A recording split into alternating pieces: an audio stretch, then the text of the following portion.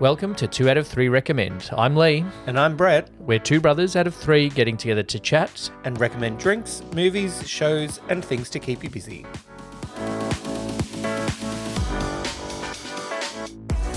Welcome to another episode of 2 out of 3 Recommend. We are 2 out of 3 brothers talking about stuff. I don't sound great. Hello, Brett. But how are you? the listener is going to want an episode this week, so we have to do it. Yeah. For the listener. Fine. Okay. I hope they are grateful. Most of this episode is going to be you talking about Beyonce anyway, so that's okay. Should we start? You asked me just before we went on whether I went out last night. I did not. Last night I was at the Western United Women's Elimination Final out at the new Wyndham Regional Football Facility. Oh. Which is our new stadium out in Tarneet, and that was good. The power went out at the stadium. Great. Which was awkward. But speaking of Beyonce, do you know when she did her one of her halftime shows, the power went out everywhere except the stadium. Like it was using that much electricity. Oh, really? There was no power anywhere else. Well, we were saying it might be a bit embarrassing for Western United that the power went out. But, it's happened at the Gabba. Yeah, it happens. And it happens. It happened to Beyonce. So it didn't happen. It happened around Beyonce. She just drew all the other power. Got said, I need all the power from, I don't know where it was that year. From Houston. The town of the Super Bowl. Yeah. Yeah. Let's have a drink to soothe my sore throat. I was also yelling at football. Let's be honest, Luke Beveridge, more than I was yelling at the footballers. footballers. Interesting stuff. Yeah, but we talked about footy last week, and people expecting sitcoms are going to be disappointed again this week because we're talking about music. But while I was away with some friends, they tried Hard Solo for the first time. Yeah. And said it tasted like a lemon rusky. Okay. So it's been about 20 years since probably either of us have had a lemon rusky. So I don't remember them being so hard to get out of the packet either. Well, because they were usually in someone's bathtub under ice. So this is a lemon rusky. Let me just...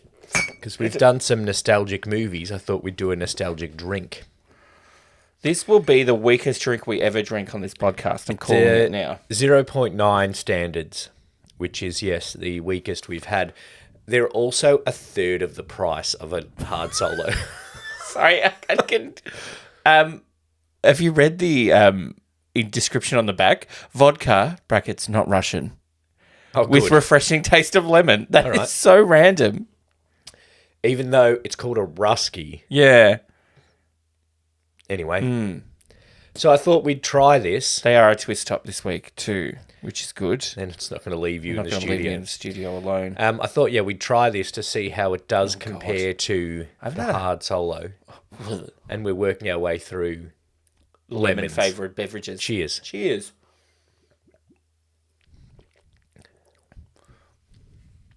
Wow. Yeah. My palate has matured over the years because that's not as impressive as I thought it would be. It's just a bit plain. Yeah, Hard Solo's better. One, it's stronger. Two, it tastes more like the drink. But this is... That is tart. That is more tart. It's just bland. You know what's strange about the taste compared to Hard Solo? Hard rated, sorry. Hard rated, sorry, so the kids don't drink it. It tastes more tart and more sweet at the same time. Okay, yeah. Yeah? Yeah. I can definitely see how this is a gateway drink. Yeah. To put it nicely. Oh, nostalgic drinks. I can't wait to bring in a pineapple cruiser. At our baseball club, cruisers go off, but they're in the guava cruisers. Fucking guava, that's not a flavour. I was at a place where they had guava cruiser on tap. Oh, really? Yeah, fancy. A lot of places are doing the hard rated on tap. Yeah. Well, how else would you do it? In a can. In cans. Yeah. Like Solo. Like how you buy it. And I was at a bar the other night. Yes. Caught up with someone for a drink after work. And they had porn star martinis on tap. Oh. I'm like, no. I was at a bar. I didn't have one. I was at a bar the other week, and we were a number of drinks in. This was the same bar actually where I was just buying people jugs of hard solo, Right. and So it was pay week. yeah, and someone wanted an espresso martini, and they had it on tap. And then our friend was like, "No, when they're on tap, they're no good." And the other waitress was on break, sitting at the bar having her dinner at the time that they were chatting. Yep. And even the waitress turned to our friend and said, "They're shit. Don't buy them." Because they still charge a ridiculous amount. Well, they still charge cocktail price. Yeah. It was in Adelaide though, so cocktail price is $15 still. Yeah. Not 20. I brought in a snack which will definitely not be tart. Okay. Oh yeah. This is another collab between Daryl Lee and the Cheesecake Shop. Some Australian icons. So Daryl went into the Cheesecake Shop, said, "I'll have a caramel cheesecake, please." And now it's inspired his milk chocolate. Good on you, Daryl. And it's Aussie made and it's palm oil free. And good. it is also not Russian. And it's got about the same amount of alcohol content as these Ruskies. And on the picture on the packet of two pieces of chocolate Yep. is also a serving suggestion. Yeah. I would if they were that actual size. Yeah, and it says how much is a thing. Does it do that stupid thing where it says that 6 pieces is a serving? Oh, that's better than Cadbury. But Cadbury do like 4. Yeah, I'm Cadbury like, thinks 4. Who is eating 4 pieces of chocolate and then putting the pack away? Also, Cadbury, if people did eat 4 bits of chocolate, Oh, this smells good. if people did eat 4 bits of chocolate and then put the packet away, you would not still be in business. It's your half a serve. Thanks. I was going to eat it. Cheers. I was going to clink it. Oh, it's a caramel. Oh, wow. Oh, Maybe it is tart. you know what? Yeah, what? There's actually some cheesecake in there. Well done, Daryl. Daryl has clearly eaten a lot of cheesecakes from the Cheesecake Shop. Very good. Very good. So it's a no on the Ruskies, No, it's a yes on the Ruskies. and it's a yes on the caramel cheesecake milk chocolate. I'm not sure it's a yes in combination, though, having just had another sip of Rusky. Wait, let me just... There we go. I served it as suggested. Oh, yeah. Yeah. No, hang on. No, you need another piece. Yeah, cool. Yeah. Serving suggested. Oh, All right, brother. I went on about Gather Round last week, and I've got no voice this just week. hydrate myself. So you need to talk about Madam Queen Cowboy Carter. Lee, it's bloody good. All right. Of course it is. My favourite thing has been people's reactions to it. Yeah. My TikTok algorithm is fucked. Okay, yes. My TikTok algorithm Algo. algorithm is No, Algo. Remember we Algo, invented that's just right. Algo. and I'm an alcoholic, that's right. Yeah. And then is people reacting to Beyonce's songs, Yep. drag race video clips, netball clips, and that's about it. Okay. And occasionally something about movies, because I watch movies. Look, it's a very good album. It's different, as people would have suspected from the 2 albums that were released on Super Bowl day. Yeah, so the reactions are hilarious. There's people who are just like, this isn't country. Yes. Yes. Thank you. That's the point. So, you've said this to me. Beyonce never said it was a country album. So Is that correct? It's country influenced. Okay. So the idea of the inspiration Yep. behind making this album is when she had a country song on Lemonade, right? Yeah. And then she performed at the Country Music Awards with the Chicks, who might have had a previous name at that time. Okay. Right? But we're not allowed to call them anymore. Yes. So they're just Chicks. Yep. Which is still acceptable, I guess, if you call yourself that. Anyway. And then people were just like, what the fuck is she doing here? She shouldn't be She here. shouldn't be here. Partially because she's black, Okay. is what some people said. Were like, yeah, anyway, we won't go into that. So she was then like, hang on a minute. Country music was black music, Yeah. and you stole Well, that too. In a lot of pop music was black people's music Yes. first. So that was the point a bit of her last album, Renaissance, was all like electronic music, electronic dance Yep. music. That was kind of a lot of black queer artists in the 70s, 80s. And then now she's kind of done the same thing with country music country music has roots in black music historically, and then it got whitened over the years Yes. to the point where it's all white now, Yep. except for Beyonce and some other person. Right? Yes. So it was the inspiration behind the album. So it's somewhat country, but it's also like, oh, here's country but hip hop. And it has like those kind of mixes in there. She has become quite good since, her Birth. her first album, which was just like, I'm going to do as poppy a poppy album as I Yeah. can in Dangerously in Love. Here's my poppy hip hop ish, but not too hip hop. Here's my pop album that occasionally features my husband. Yeah. And And that's been every album since. she's done very well at crossing genres, but also combining genres. Yeah. And almost being hard to define genre-wise as an artist. Yeah. Because, similarly to Taylor Swift, we've talked about this, she's sung every genre. Oh, all four of them. Taylor Swift's done all four genres. Whereas Pop, Beyonce... indie, pop country, and pop rock. Whereas Beyonce recently has been doing things like doing all four genres on one album. On one song. Yeah. There's pretty much one song that starts with... it's either start of the song or like a little interlude that's just like Linda Martell, who's an old like black country artist, I think. And she's just like, genres are a funny thing, aren't they? Like, what do they really mean? Yeah. And then she just goes, all right, well, in this song, I'm going to sample These Boots Are Made for Walking and Good Vibrations and put some country in there and then put some rock a bit in there.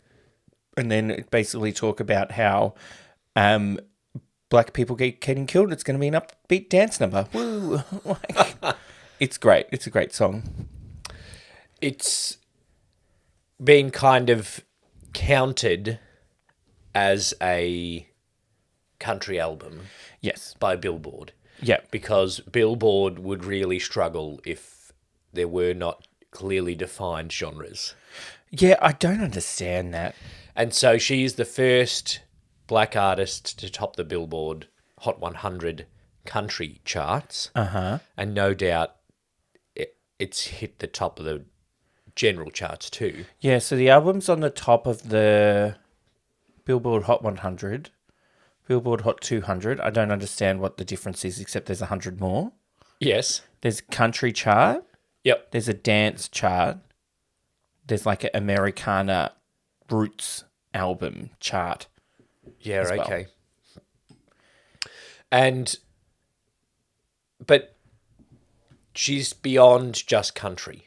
Well, that's what Beyonce is, a genre of her own self, Okay. right? Yeah. She doesn't do genres. She just does Beyonce. She just says, I want to do a song that sounds like this. If you think that's hip country, whatever they're going to call it, this is a new genre that hasn't been done before.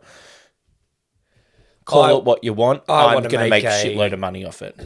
I'm going to make a revenge version of Jolene, Yep.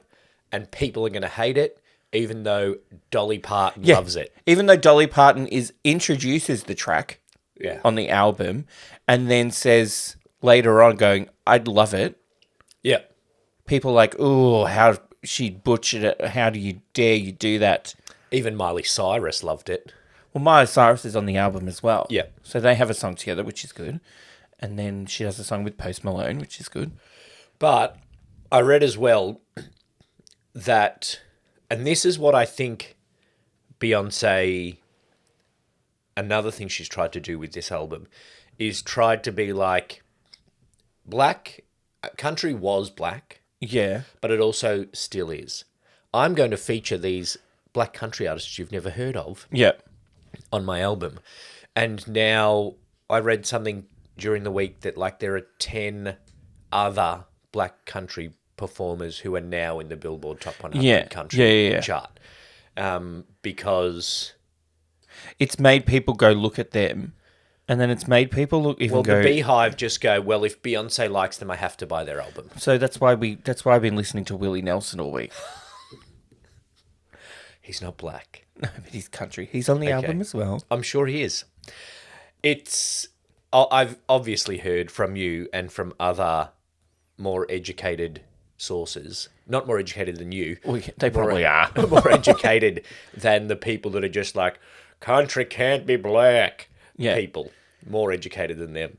That it's a great album, musically, as well as genre twisting, as well as championing black people. You know what she did as well? Because, and this is Dolly Parton, heaps of money over the years she spent on building black neighborhoods. Yeah. Beyonce didn't put herself as a writer on Jolene on this Yeah, album. She yeah, just yeah. put Dolly Parton. Yeah. And I think that's a bit like Beyonce being like, on behalf of the black people, thank you for your support, Dolly. I also think it's a bit of a middle finger of like, so many people are like, ugh, why does it take so many people to write that one song? Oh, So yeah. she's just like, you know what? I won't give myself a credit for rewriting the lyrics. Even though they're good lyrics. They are. It's a good song. So you would recommend. I would recommend. Is there a favourite track that you have from the album? My favourite track is Ya Ya. Okay. And I'm also partial to a bit of Bodyguard and a bit of all of them. Okay, good. The one with Blackbird Miley's is on good. there as well. She did a cover of Yeah. her version of Blackbird.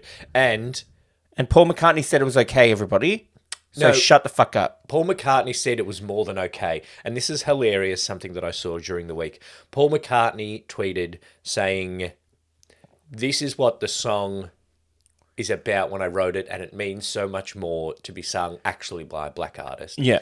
Because the song was inspired by the civil rights movement in the 60s, particularly, and this is what Paul McCartney himself has said, particularly the black women's suffrage movement. Yeah. Trying to get black people and then black women the right to vote and to actually get any rights at all in the 60s in America. So Paul McCartney tweeted that, and I saw someone reply to Paul McCartney saying, "It doesn't matter what you say. This is what the people like about the song, and it shouldn't be made into a political thing." Yeah.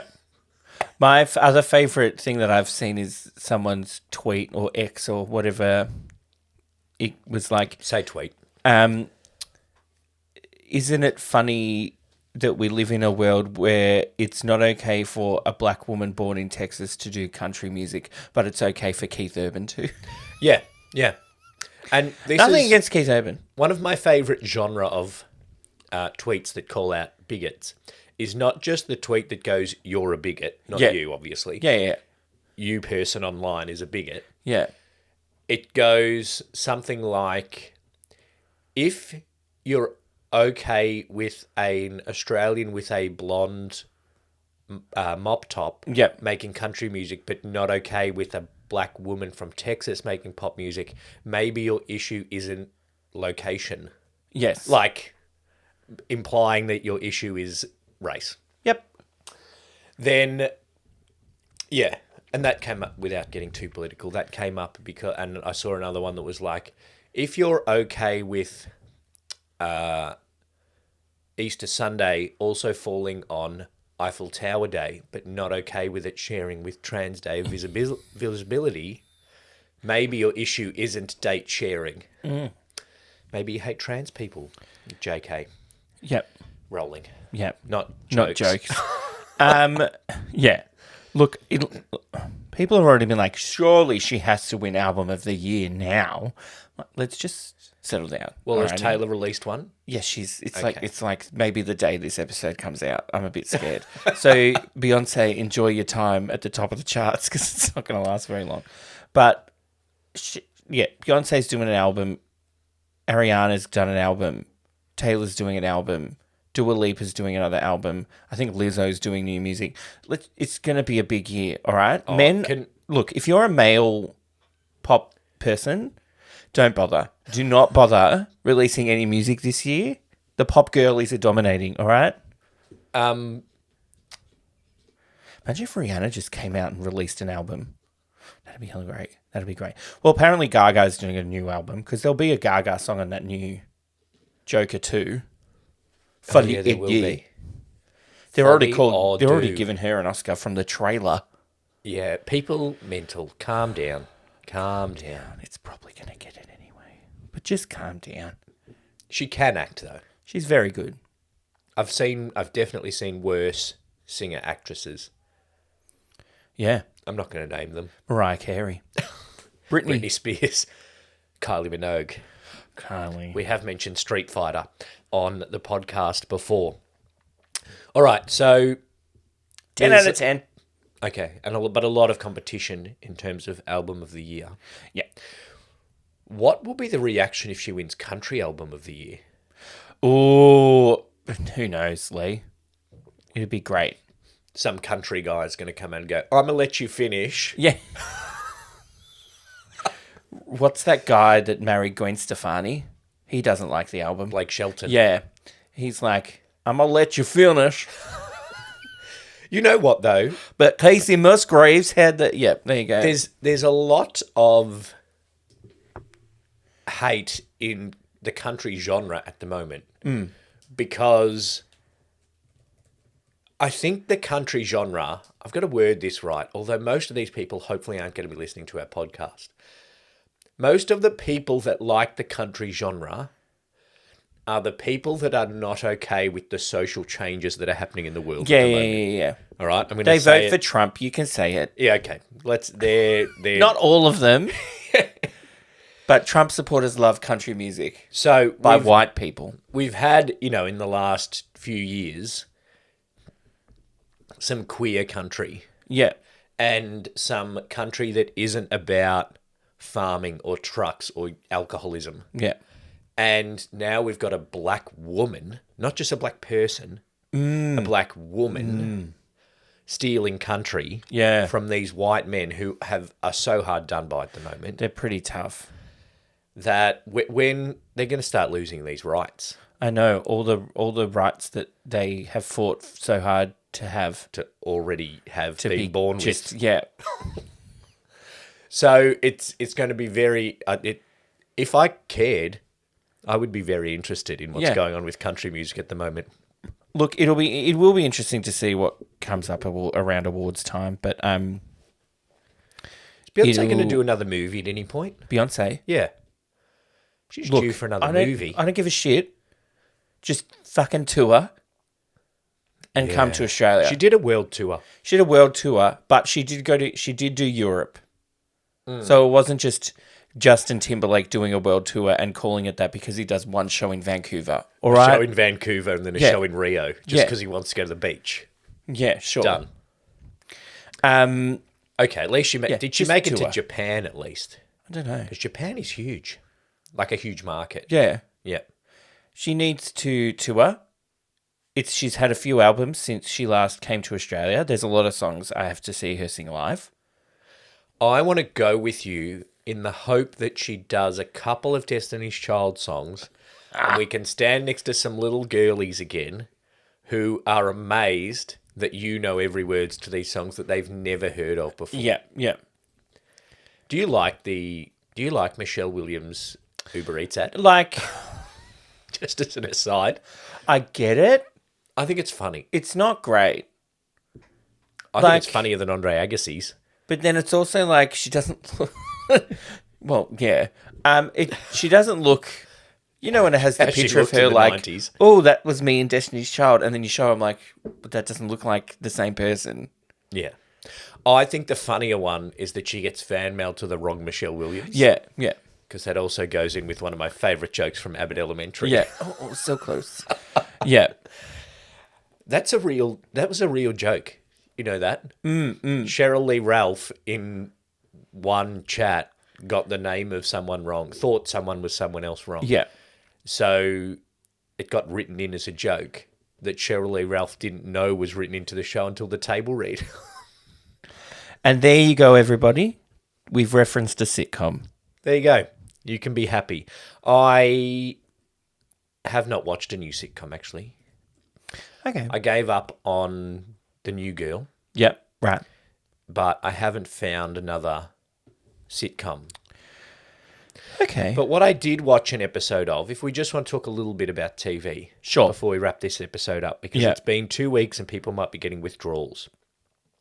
Or I might be mucking up our algorithm. Yeah.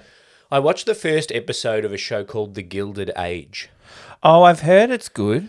It's by the same guy who created and wrote Downton Abbey, Okay, I thought so. and I love Downton Abbey. Yeah. So I thought I'd watch it. I also love Christine Baranski. Oh, she in it. She's like the main old woman, She's Maggie Smith. Okay. kind of. So it's set in the 1880s of America. Uh-huh. We've moved over to the new land. Yeah. And it's new money versus old money. Downton okay. Abbey was kind of establishment versus social change. Okay. So at the start of Downton Abbey, season 1 is like the First World War. And then that brought about a lot of social change that means like the aristocracy is being all shaken up. Okay. And so the dad of the house is like, but this is the way we do things. And then the daughters, and of course he has the daughters, no sons, which is a big aristocracy thing. Yeah. The daughters are like, well, things are changing, Dad. And he's like, no, get married. So we have a man to run this house when I die. And then the war happens and then stuff happens. So this is old money versus new money. And Kristen Baranski is old money. Uh-huh. And her spinster sister, who is one of the ones from Sex and the City. Cynthia Nixon. Cynthia Nixon. Is it actually Cynthia Yes, Nixon? it is. I know was Sarah the- Jessica Parker. Yeah. I was like, it's not going to be Sarah Jessica Parker. It's not going to be the other one. And the other one's too much of a slut to do it. Is Cynthia Nixon the one that's not in And Just Like That? No, that's Samantha. I don't know. I've forgotten her Okay. actress name. Cynthia Nixon's a lesbian looking one. Who I Yes. think is actually a lesbian now.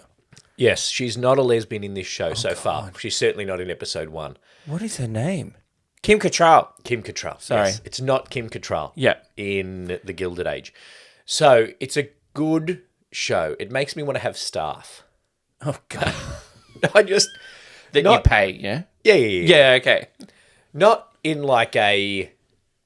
I'm going to treat them badly and have essentially slaves that So I is it pay. it's post Civil War? Yes. Yeah. Yeah. So it's 1880. Yeah. So there is the woman, Christine Baranski, and her sister. They are old money. And then some new money has built an obscenely large house across the road from them on the corner of Fifth Avenue. Okay. And the woman of the new money, who is in Ghostbusters, the new ones, she Kristen Wiig. she Melissa wants McCarthy. shut up. She wants to get in with the old money, but the old money doesn't want to get in with her. Oh, okay. It's Yeah. old versus new. And then there are also the children of those people Are they going to Romeo and Juliet it? who are going to be friendly.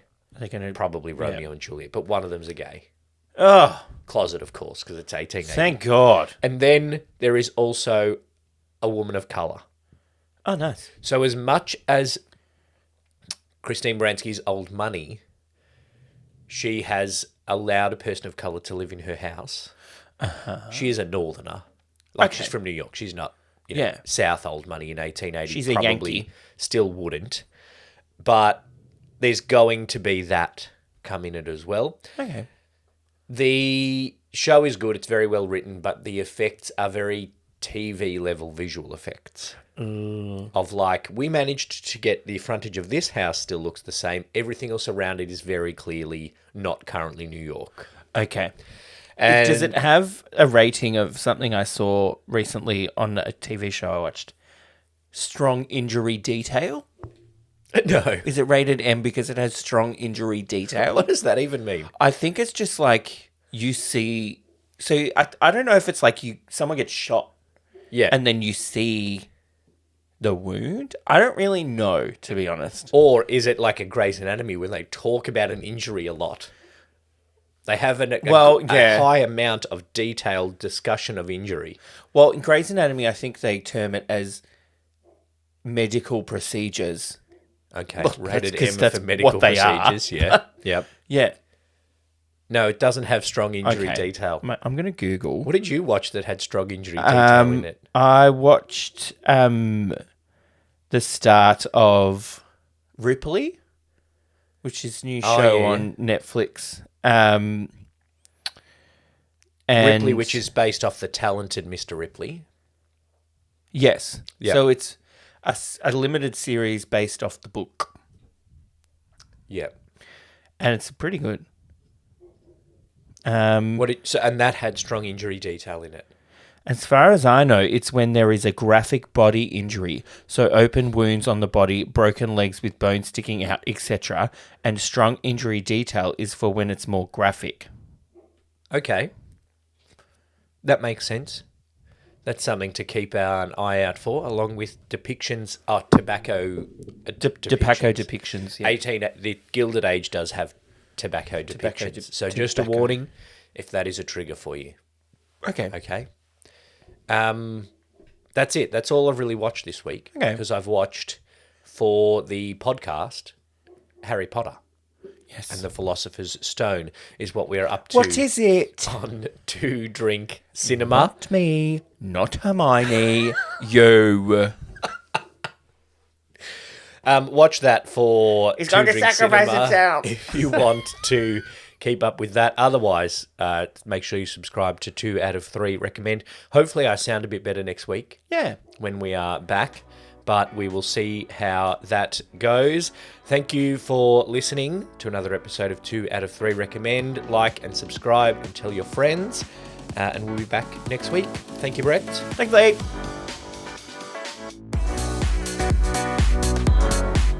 Thanks for listening to 2 out of 3 recommend. We would like to acknowledge the traditional owners of the land on which this podcast was produced and pay our respects to elders past and present. If you'd like to support the podcast and become a member, gaining early access to episodes and an exclusive episode each month, sign up as a member using the link in the show notes. If there's something you'd like to recommend to us, get in touch on the socials or in our Facebook group. Make sure you subscribe to the podcast on your podcast app or on YouTube, leave us a rating and review, and tell your friends.